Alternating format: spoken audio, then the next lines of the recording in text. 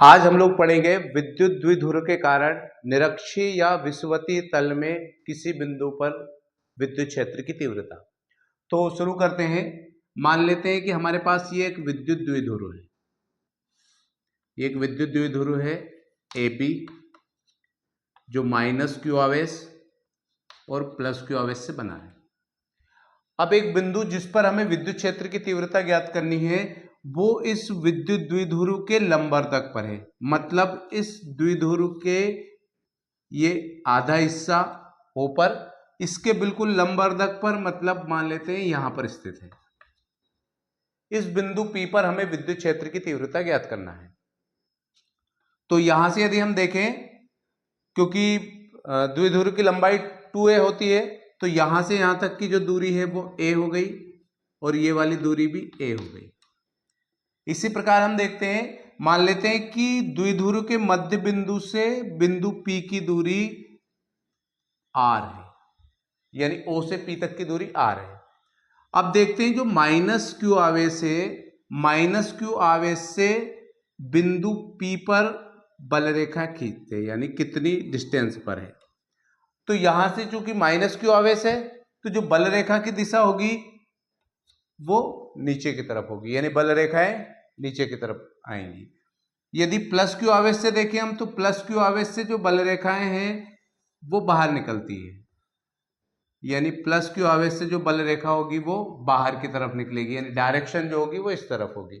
सबसे मेन इसके अंदर जो है वो डायरेक्शन है, वो डायरेक्शन हमें समझना है।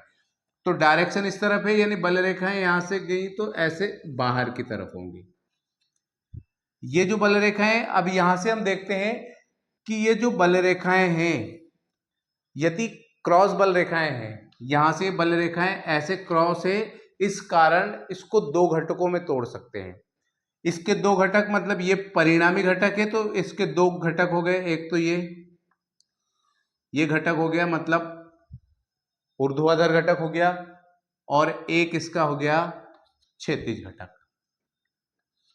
यानी प्लस क्यू आवेश के कारण जो तीव्रता थी, इस तीव्रता को आप मान लेते हैं हम लोग E1 मान लेते हैं।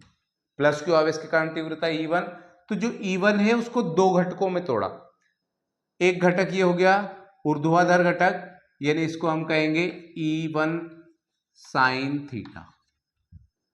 एक जो दूसरा घटक है, यानी ये क्षैतिज घटक है, इसको हम कहेंगे E1 कॉस थीटा, यानी दो घटकों में तोड़ दिया। यदि यहां पर भी देखें कि माइनस क्यू आवेश के कारण जो तीव्रता है वो तीव्रता भी ऐसे है, मतलब तिरछी है, तो इस कारण इसको भी दो घटकों में तोड़ेंगे। एक घटक हो गया ये क्षैतिज घटक और एक घटक हो गया ये ऊर्ध्वाधर घटक। यानी यहां पर जो, यानी माइनस क्यू आवेश के कारण जो तीव्रता उसको हमने E2 मान लिया, तो E2 के भी दो घटक हो गए। अब इसका एक घटक तो E2 cos थीटा हो गया, यानी क्षैतिज घटक E2 cos थीटा हो गया, और इसका जो ऊर्ध्वाधर घटक है वो हो गया E2 sin थीटा। अब यदि हम चित्र को ठीक से समझे तो चित्र के अंदर आप देखिए E1 sin थीटा की डायरेक्शन ऊपर की ओर है। ऊपर की ओर डायरेक्शन क्यों है? क्योंकि प्लस क्यू आवेश के कारण डायरेक्शन ऊपर की ओर है, और E2 मतलब माइनस क्यू आवेश के कारण, तो ये नीचे की ओर है। अब E1 की डायरेक्शन और E1 साइन थीटा और E2 साइन थीटा की डायरेक्शन एक दूसरे के अपोजिट है, मतलब ये दोनों एक दूसरे को निरस्त कर देंगे। निरस्त इसलिए कर देंगे क्योंकि E1 और E2 की तीव्रता बराबर होगी, यानी E1 और E2 बराबर होंगे। E1 और E2 बराबर क्यों होंगे? क्योंकि जो तीव्रता है वो दूरी पर डिपेंड करती है। यहां से देखें हम तो प्लस क्यू से बिंदु P की दूरी और माइनस क्यू से बिंदु P की दूरी, दोनों दूरियां बराबर है। इस कारण E1 और E2 बराबर है, तो ये एक दूसरे को कैंसिल कर देंगे, यानी E1 साइन थीटा और E2 साइन थीटा एक दूसरे के प्रभाव को खत्म कर दिया।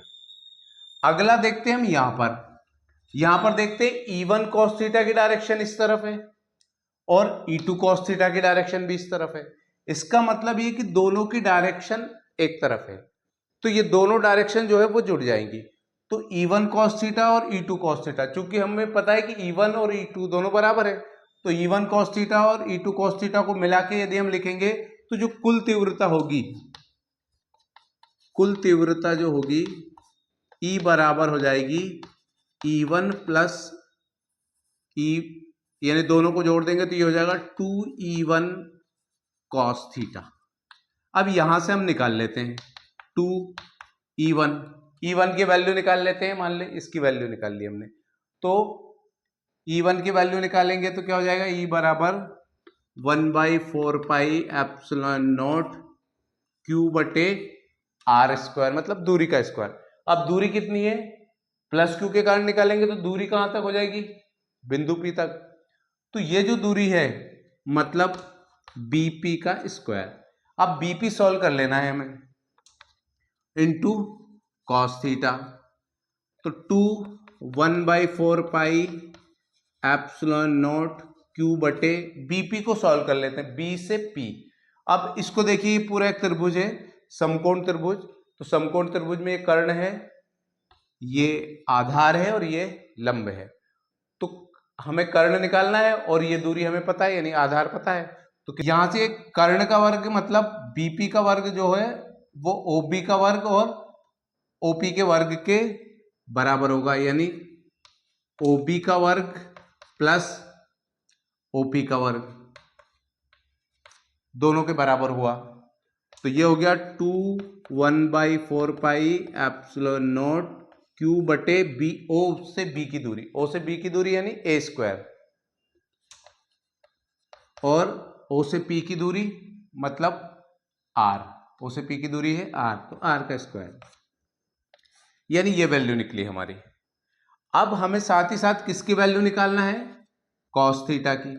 कॉस थीटा की वैल्यू निकाल लीजिए इसी त्रिभुज के अंदर, यही त्रिभुज है हमारा BOP, इसके अंदर देख लीजिए BOP में कॉस थीटा बराबर क्या हो जाएगा, कॉस बराबर आधार बटे कर्ण, तो आधार हो गया OB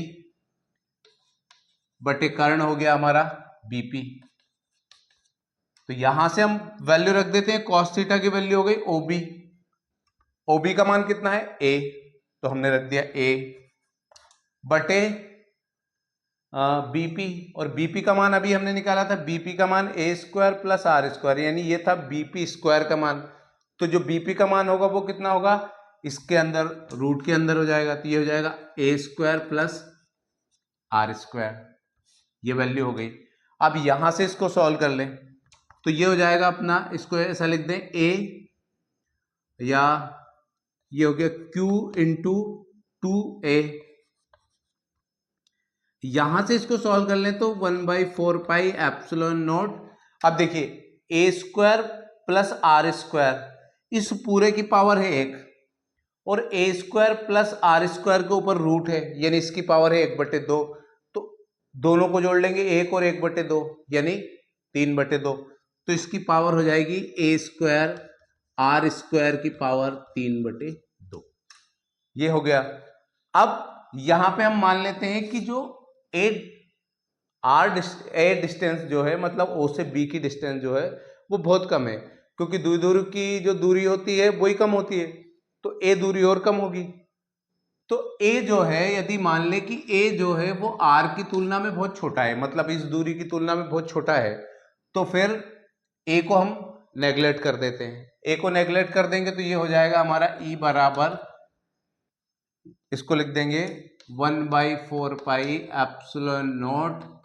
अब देखिए Q इंटू 2A, मतलब Q इंटू 2A ये होता है द्विध्रुव आघूर्ण, यानी P के बराबर, तो P बराबर हो गया हमारा, ये यहां से A को नेगलेक्ट कर दिया तो ये हुआ हमारा R स्क्वायर की पावर 3/2, तो 3/2 हो गया, 2 से 2 कैंसिल हो गया, तो E की वैल्यू आई हमारे पास 1/4 पाई एप्सिलॉन नॉट P बटे R3, यानी निरक्षीय स्थिति या विषुवतीय तल में स्थित किसी बिंदु पर विद्युत क्षेत्र की तीव्रता E बराबर होता है 1/4 पाई एप्सिलॉन नॉट P बटे R3।